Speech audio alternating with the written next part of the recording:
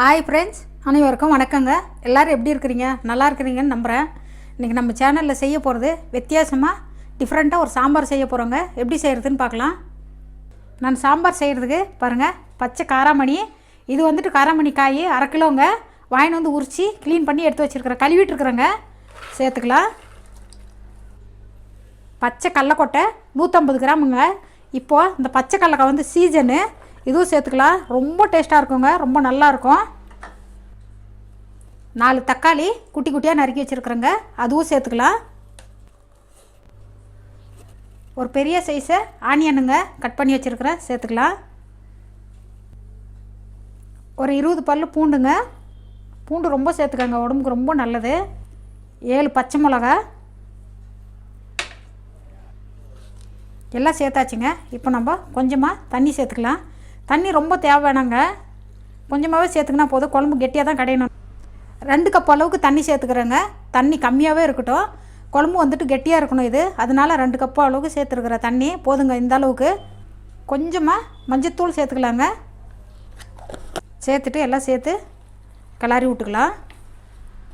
தண்ணி பாருங்கள், இந்த அளவுக்கு போதுங்க. ரொம்ப தண்ணியாக அந்த குழம்பு வச்சுட்டாலே நல்லா இருக்காது. இந்த அளவுக்கு போதுங்க தண்ணி. இப்போ நம்ம குக்கர் மூடி போட்டுடலாங்க. போட்டு 3லேருந்து 4 விசில் விட்டுக்கணுங்க. விசில் வரட்டும், அதுக்கப்புறம் பார்க்கலாம். 2 விசில் விட்டு நல்லா ஆற விட்டாச்சுங்க. இப்போ நம்ம குக்கர் ஓப்பன் பண்ணி பார்க்கலாம்.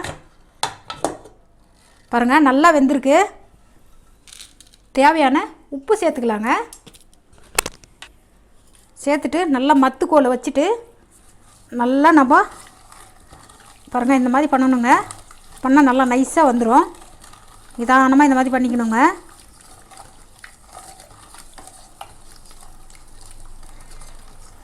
பாருங்கள், இந்த அளவுக்கு கடைஞ்சி எடுத்துருக்கேன். உங்களால் கடைய முடியலன்னா ஜாரில் போட்டுக்கோங்க.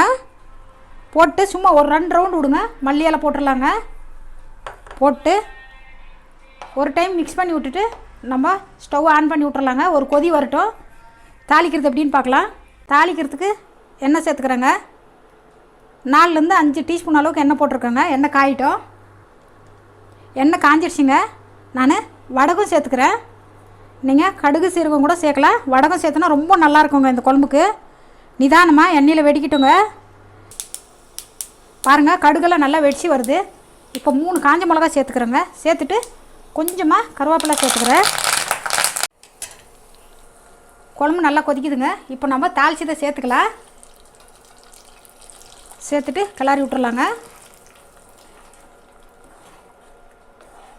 பாருங்கள், குழம்பு செம்மையாக ரெடி ஆகிடுச்சு. பாருங்கள், நம்மளோட காராமணி கடலக்கொட்டை சாம்பார் ரெடி ஆகிடுச்சுங்க.